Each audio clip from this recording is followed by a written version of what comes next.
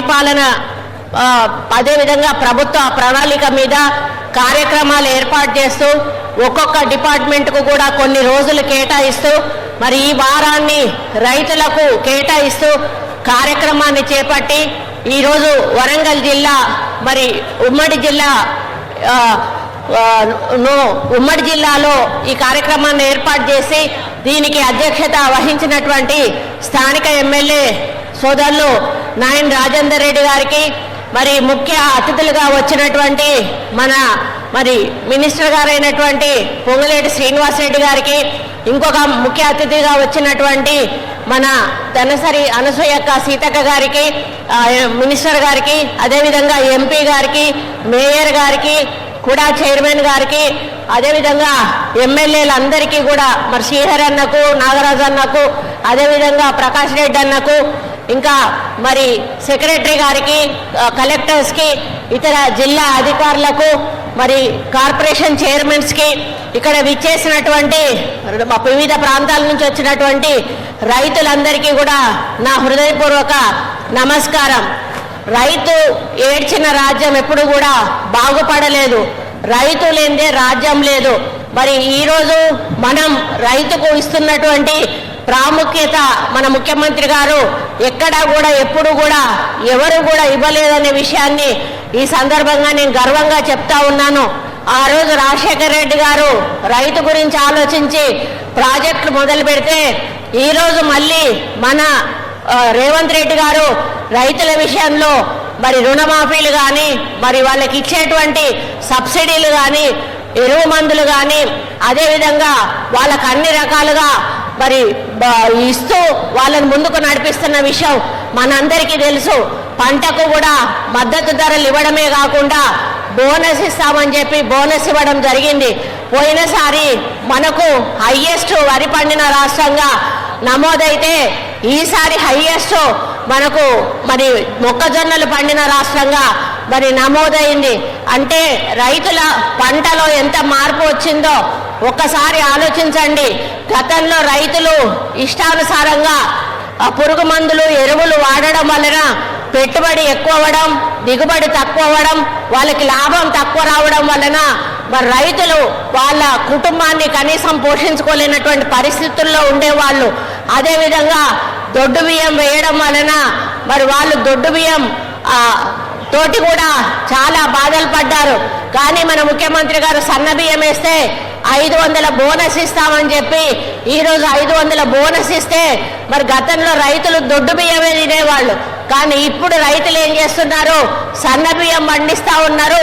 మళ్ళీ రేషన్ షాపుల నుంచి సన్న బియ్యం కొనుక్కొచ్చుకొని మీరు తింటా ఉన్నారు.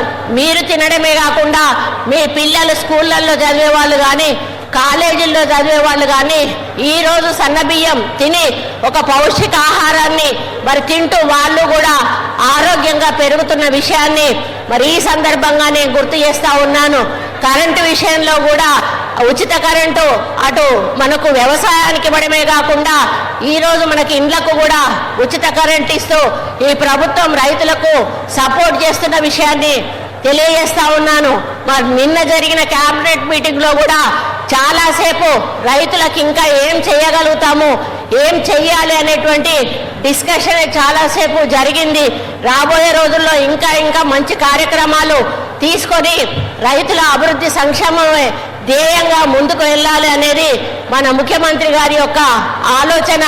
మరి ఈరోజు ఈ కార్యక్రమంలో మరి 7 రోజులు 7 రకాల కార్యక్రమాలు ఏమేమి తీసుకుంటున్నారో చెప్పడం జరిగింది. అంటే మీరు పంట వేయడానికి మరి వేసేటప్పుడు ఏం చేయాలి, వేసిన తర్వాత ఏం చేయాలి, మరి ఏ విధమైనటువంటి మరి స్ప్రేస్ వాడాలి, దానివల్ల ఆరోగ్యాలు ఏ విధంగా ఖరాబ్ అవుతాయి, ఎట్లాంటి స్ప్రేస్ వేస్తే మనకు హాని జరగకుండా ఉంటుంది. మరి అటువంటి అదే కాకుండా మనకి ఎన్నో రకాల మెషినరీస్ కూడా కొత్త మెషినరీస్ వచ్చాయి. మనకు సబ్సిడీస్ కూడా చాలా రకమైన సబ్సిడీస్ ఇస్తూ ఉన్నారు. అవన్నిటిని కూడా మనం యూటిలైజ్ చేసుకోవాల్సిన అవసరం ఉన్నది. మరి గతంలో రైతుకు సరి అయిన మరి ఇవేంటి వసతులు లేక చాలా వరకు కూడా మరి ఇబ్బందులు పడేవాళ్ళు. ఇప్పుడు ఏది చేయాలన్నా కూడా మనకు మెషిన్స్ ఉన్నాయి. మరి రైతులు అంటే కూలీలు చేసే పని కూలీలు చేస్తూ ఉన్నారు, మెషిన్స్ చేసే పని మెషిన్స్ చేస్తూ ఉన్నాయి. కాబట్టి వాటి ద్వారా మీరు తక్కువ ఖర్చుతో ఎక్కువ దిగుబడి తీసుకొని ఎక్కువ లాభాన్ని ఈరోజు పొంది మీరు ఎంతో హ్యాపీగా ఉంటున్న విషయాన్ని ఈ సందర్భంగా నేను గుర్తు చేస్తూ ఉన్నాను. అంతేకాకుండా మీ పిల్లలు ఈరోజు కాలేజీల్లో స్కూళ్ళల్లో చదువుతూ ఉంటే వాళ్ళకి ఫీజు రియంబర్స్మెంట్ కూడా కట్టి మన ముఖ్యమంత్రి గారు చదివిస్తున్న విషయాన్ని మనం తెలుసుకోవాల్సిన అవసరం ఉన్నది. మరి ఈ 99 రోజుల ప్రణాళికలో భాగంగా మన ముఖ్యమంత్రి గారు చేస్తున్న మరి ఈ కార్యక్రమాల్లో ఫస్ట్ పరికరాల పంపిణీ ఒకటి ఉంది, ఆర్థిక భరోసా ఒకటి, కీలక నిర్ణయాలు కూడా తీసుకోవడం జరుగుతుంది.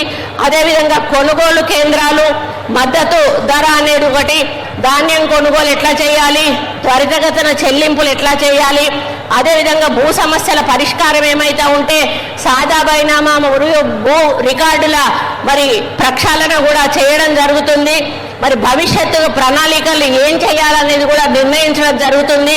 మరి విత్తనం లభ్యత ఏ విధంగా ఉంది, లేకపోతే మరి మళ్ళీ వాటిని ఏ విధంగా మనం అరేంజ్ చేయాలి, పంట సాగులో మార్పు, ఎందుకంటే వేసిన వాళ్ళు అదే పంట వేసుకుంటూ పోవడం వలన పంట దిగుబడి తగ్గిపోయేటువంటి అవకాశం ఉంటుంది.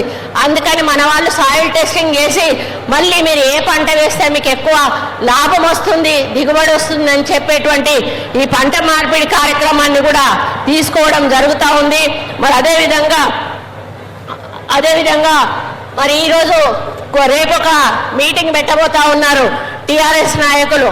మళ్ళీ ఏంటి అంటే కాంగ్రెస్ పార్టీ ఏం చేస్తలేదు అంటే వాళ్ళకి ఏమీ కనపడతలేదు అంటే చెవులుండి కూడా వినలేని చెవిటి వాళ్ళు, కళ్ళుండి కూడా చూడలేని గుడ్డి వాళ్ళు ఎవరన్నా ఉన్నారు అంటే కేవలం అది టీఆర్ఎస్ వాళ్ళే అని చెప్పి, అందులో ముఖ్యంగా కేటీఆర్ గారు అని చెప్పాల్సిన అవసరం ఉన్నది. మరి ఆయన మంత్రిగా ఉన్నప్పుడు వాళ్ళు 10 సంవత్సరాలు రైతులకు ఏ విధంగా ఏం మేలు చేశారని చెప్పేసి ఒక్కసారి వాళ్ళ ఆత్మ పరిశీలన చేసుకోవాల్సిన అవసరం ఉన్నది.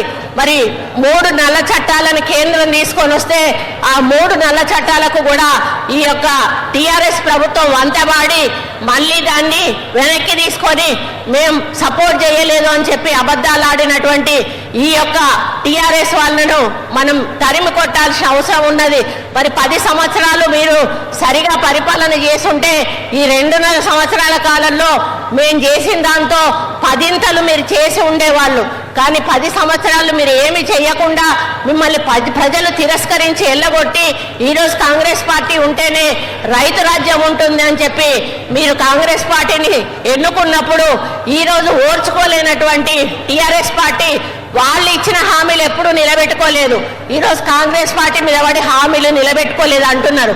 మేము అన్ని హామీలను నిలబెట్టుకుంటా ఉన్నాం, 6 గ్యారంటీలను నిలబెట్టుకున్నాం, రైతులకు ఇచ్చిన అన్ని హామీలను నెరవేర్చాము, ఇంకా చెప్పిన దానికంటే ఎక్కువ హామీలను ఈరోజు ఇచ్చుకుంటూ ప్రజల్లో సంక్షేమము, అభివృద్ధి, మరి విద్యా వైద్యం మీద దృష్టి సారించి మన ముఖ్యమంత్రి గారు ఎన్నో కోట్ల రూపాయలు మరి ఖర్చు పెట్టి ముందుకు తీసుకెళ్తూ గ్రామీణ ప్రాంత ప్రజలు నిరుపేదలు బాగుపడాలనేటువంటి ఒక లక్ష్యంతో ఆయన మరి పరిపాలన చేస్తూ ఉంటే చూసి ఓర్వలేని వాళ్ళు ఈరోజు చాలా మాటలు మాట్లాడుతూ ఉన్నారు.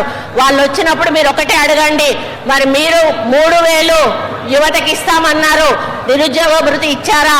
3 ఎకరాల భూమి ఇస్తామన్నారు, మీరు ఇచ్చారా? ఇంటికొక ఉద్యోగం ఇస్తామన్నారు, మీరు ఇచ్చారా? డబుల్ బెడ్రూమ్ ఇండ్లు ఇస్తామన్నారు, మీరు ఇచ్చారా? ఇలా అడుక్కుంటూ పోతే మరి చాలా వాళ్ళు మనకు ఇచ్చిన హామీలు నెరవేర్చలేదు.